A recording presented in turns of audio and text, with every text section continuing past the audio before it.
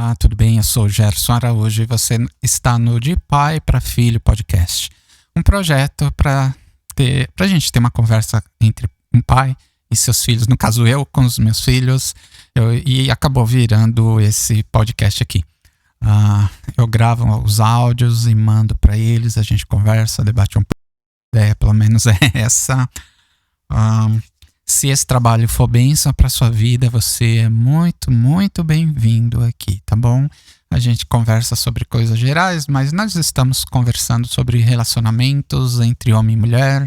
A gente está procurando entender na Bíblia, lá no começo, quando Deus fez os céus, a terra, fez o homem, fez o ser humano como um todo, né? O que Deus tinha pensado? O que tinha realmente no coração de Deus ali naquele ponto, e o que a gente pode aprender disso e aplicar hoje para ser bênção nos nossos relacionamentos, né? No episódio anterior foi incrível. Depois eu convido você a ouvir. Pelo menos para mim foi incrível. A gente está, claro, né? Todo esse nosso trabalho a gente está fazendo baseado na Bíblia, procurando entender, à luz das Escrituras, aquilo que o Senhor tem para nós, como seres humanos, aqui nesse mundo, mais especificamente, tentando entender aquilo que Deus tem para nós como homem e mulher, no relacionamento entre um homem e uma mulher. Né? Então aqui a gente fala de relacionamentos, de namoro, de casamento, tá? Pelo menos nesse começo aqui. A gente viu no episódio anterior que a gente está em Gênesis, né? A gente está no capítulo 2 e a gente descobriu que o capítulo 2 é uma repetição do capítulo 1, só que focado na criação do homem e na criação da mulher. No capítulo 1 de Gênesis, que foi onde a gente encontrou a primeira referência sobre homem, sobre mulher na Bíblia, no capítulo 1 a gente viu que são algumas coisas gerais, né? Deus criou o homem e a mulher, a sua imagem, a sua semelhança e tal. Criou o jardim do Éden e tal. Criou o homem para cuidar dos animais, um monte de coisa. Beleza. Agora, no capítulo 2, a gente vê que Deus dá uma atenção especial à criação do homem e a mulher, mesmo já tendo falado disso. Ele traz alguns detalhes, ele entra num nível de detalhamento maior, né? E a gente está conversando sobre o versículo 18, que a gente viu que fala assim, ó, e o Senhor Deus disse ainda, não é bom que o homem esteja só. Ok, aí a gente abordou um monte de coisas, né, só sobre essa frase, não é bom que o homem esteja só. Que implicações essa frase vinda da boca do próprio Deus traz para nós, né? Só que nesse mesmo versículo ele continua, Deus continua, ele fala, farei para ele uma auxiliadora que seja semelhante a ele, né? No episódio anterior a gente trabalhou bem focado nessa parte, na criação da mulher, né? Só que assim, é tanta coisa que eu falei, uau, eu acho que tem mais coisa pra gente pensar sobre esse pedacinho aqui. Eu falei, vale a pena a gente conversar mais um pouquinho sobre isso, tá? Bom, recentemente eu dei uma olhada num pessoal que trabalha buscando ler a Bíblia lá no original, no hebraico, né? E eu fui ver alguns comentários sobre quem estuda o hebraico, né? Porque às vezes na tradução nem sempre, a gente às vezes acaba perdendo alguns micro detalhes, algumas coisas que são legais a gente saber, né? A gente sabe, né, que a Bíblia é um texto, é uma linguagem escrita, e a linguagem é uma coisa dinâmica. Ao longo dos anos, dos tempos, dos séculos, ela vai mudando, vai sendo escrita de uma outra forma. Você pega o próprio português. O português escrito na época de Camões era de um jeito. Tanto se você pegar e for ler Os Lusíadas, que eu já fiz isso, você vai se surpreender com a quantidade de palavras que você vai falar, não sei o que é isso. Você vai ter que descobrir, buscar, entender. Por quê? Simplesmente porque era o português da época, né? Uma vez eu peguei uma Bíblia que foi escrita, editada, né, publicada em 1800 e alguma coisa. E eu peguei lá algum texto assim aleatoriamente, acho que peguei o Salmo 23. Tava escrito de um jeito que eu falei, uau! Era o português daquela época. Naquela época eles entendiam usando aqueles termos, né? Então veja, a linguagem vai ao longo do tempo mudando. Agora, lá no original ele é fixo, ele fica lá do mesmo jeito, né? E aí, eu queria trazer para você uma abordagem sobre nesses termos. Não vou dar aula de hebraico, não é a minha pretensão, não é a minha área de conhecimento, mas é uma coisa legal se você quiser continuar estudando nessa perspectiva. Mas essa parte aqui, ó, que fala assim, farei para ele uma auxiliadora que seja semelhante, que alguns lugares traduziram que seja idônea, né? Uma auxiliadora que lhe seja idônea, né? Que seja uma aliada, né? Então, há um esforço para tentar traduzir para o português a ideia do que está escrito no original. E se você for buscar isso, você vai ver que o termo que eles usam, farei para ele uma auxiliadora, a palavra lá é realmente ligada a auxílio, né? Então Deus é algo mais ou menos tranquilo, que a mulher tem esse caráter de auxílio. E a gente viu no episódio anterior que você ter condições e habilidades para auxiliar alguém não faz você menos. Pelo contrário, você tem uma importância gigantesca.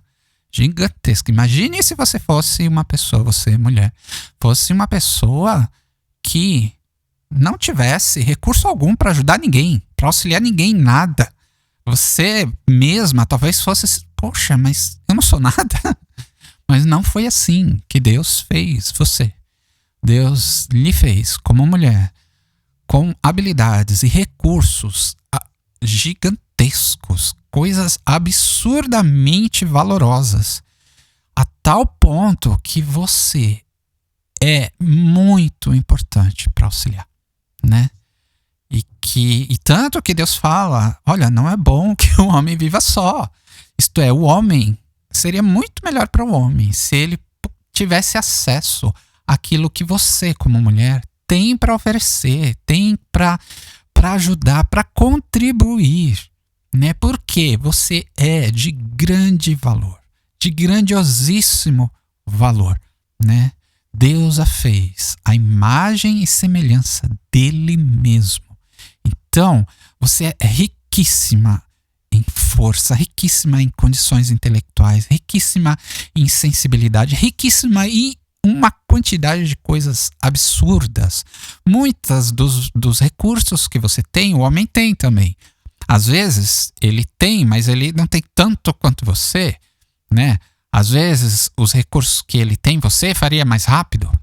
Às vezes não é mais rápido, é mais facilmente, é mais natural, não sei.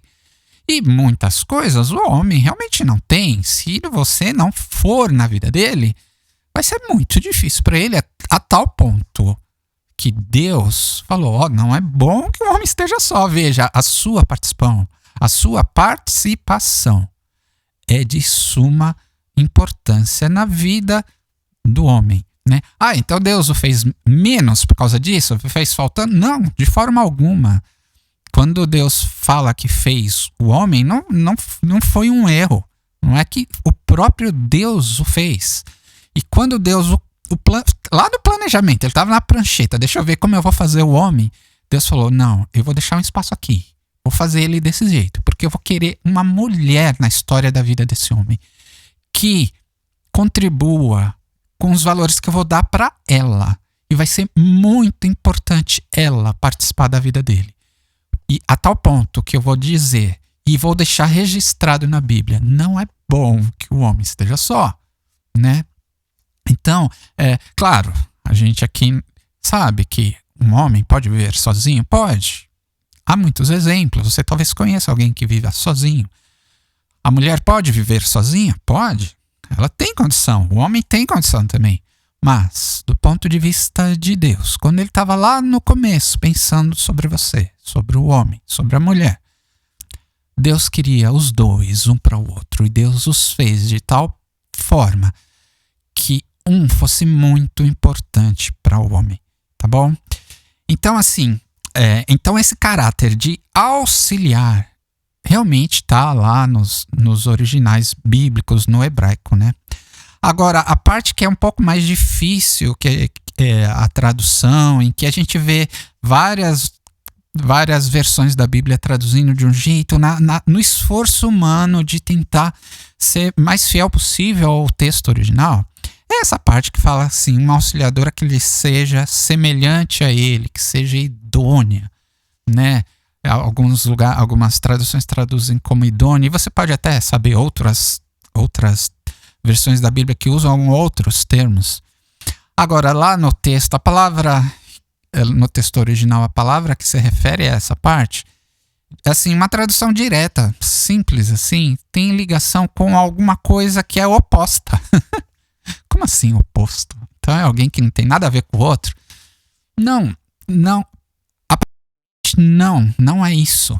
Mas é alguém que mostra características diferentes.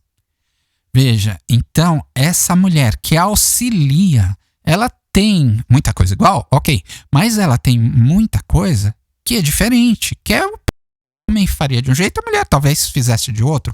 Ou o homem aborda uma situação com uma ótica, a mulher tem condição de abordar aquela mesma situação com uma ótica diferente. Às vezes é oposto, né? E ser oposto não significa que é contra, né? Que tá sempre em oposição, criando guerra, conflito. Não é essa a ideia. Apesar de ser alguém que tem condição para isso, se quiser, né? Mas a ideia é que deixar bem claro que a mulher, feita à imagem e semelhança de Deus, é diferente, guarda diferenças tais que são valores para ela e são valores para o homem. É muito importante o homem considerar essa diferença e esses valores para ele mesmo, porque isso vai fazer bem para ele, né? E a mulher saber que ela foi feita diferente e que essa diferença dela pode ajudar o homem muito, pode ser de grande ajuda.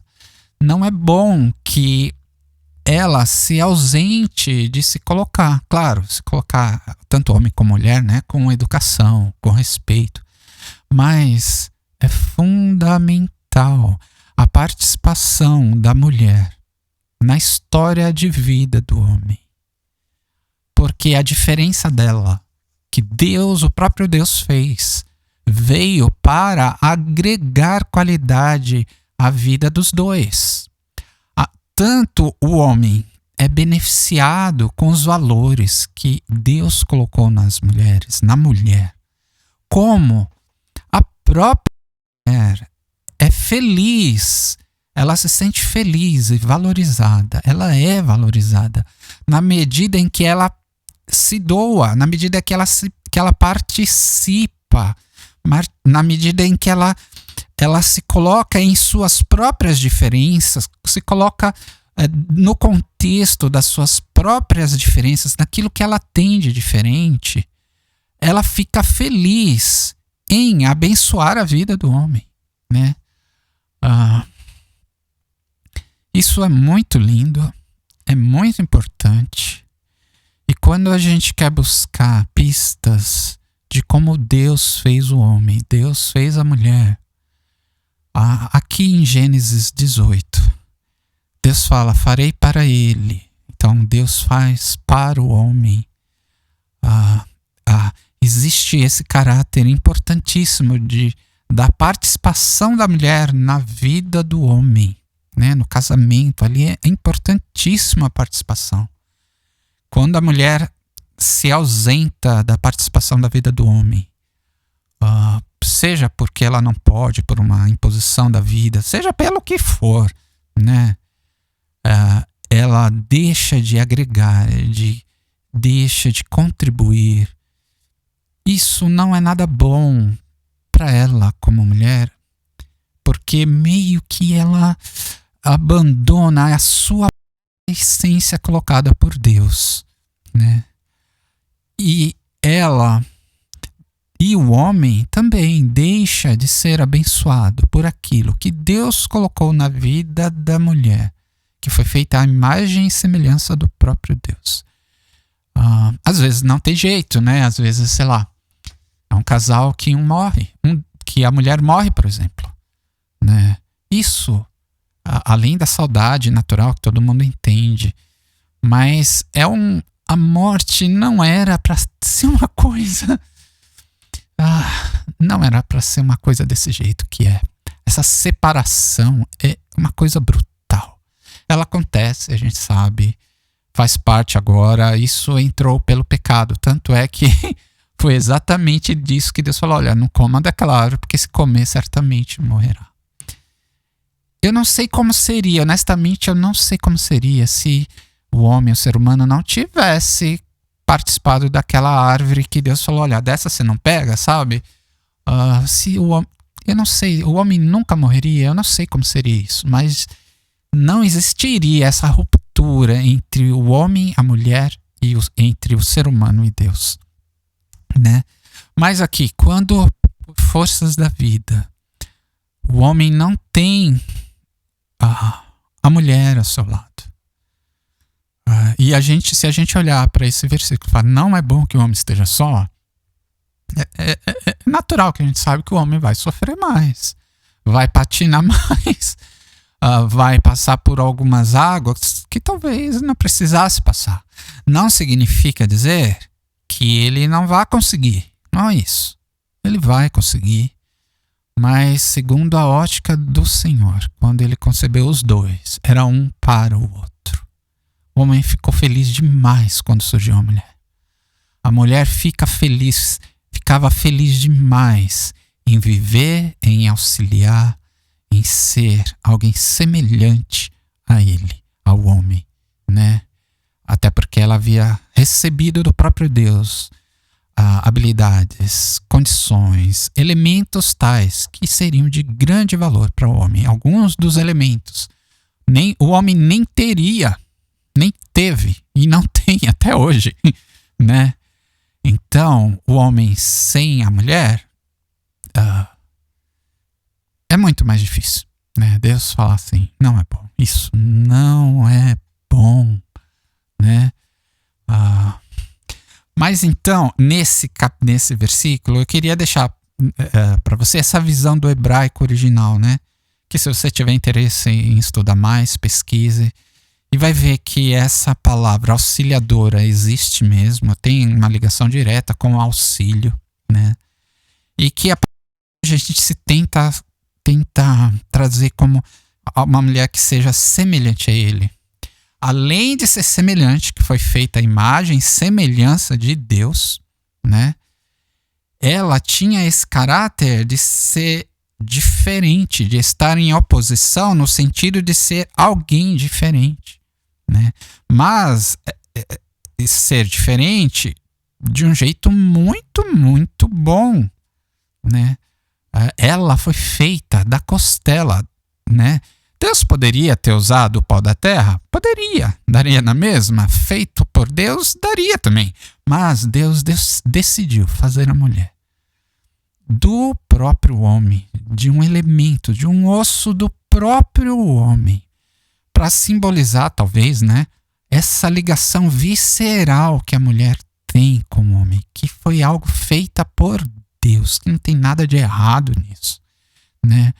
Que a mulher foi feita e concebida com essa ligação até espiritual com o homem e com Deus, e a mulher com Deus. Veja, é um trio fantástico, é uma situação fantástica aqui. A gente vê uma ligação absurda do homem com Deus, do homem com a natureza. Uma ligação fantástica da mulher com o homem, da mulher com Deus e da mulher com a natureza, né? Era o plano de Deus. E nenhum dos dois, nem homem nem mulher, nesse momento aqui, tinha no coração de Deus isso de que um era mais do que o outro, que um era menos do que o outro, seja homem, seja mulher, que um era mais do que o seja homem, seja mulher, né? A gente vê que Deus fez o homem diferente da mulher, com a necessidade, sendo muito melhor para ele viver com a mulher. Deus fez a mulher diferente do homem, tendo toda essa característica de ajudar, de ser para ele, de ser diferente, né? E isso, dentro da ótica de Deus, era algo muito, muito, muito bom, tá bom? Uau, espero que você se perceba com grande importância diante de Deus, você, mulher. Espero você, homem, que se você se perceba que a mulher foi feita com esse caráter gigantesco de ajudar você, de auxiliar você, e que muitas coisas, e que ela é diferente, que Deus a fez assim diferente. Mas isso é um valor gigantesco. Deus poderia ter feito um outro homem, igualzinho um homem, mas ele fez a mulher. Então, Deus colocou na mulher coisas que Deus não colocou no homem. E Deus colocou no homem coisas que Deus não colocou na mulher. Mas os dois foram feitos à imagem e semelhança de Deus. E isso é algo maravilhoso. Tá bom? Bom, espero você no próximo episódio. A gente está encerrando esse episódio aqui. Tem muita coisa mais legal pela frente. Espero que você continue aqui com a gente. Pode deixar seu comentário. Não esqueça de deixar seu like. E se tem sido bênção para você, considere ser um apoiador, um mantenedor desse nosso projeto. Tá bom? É isso aí.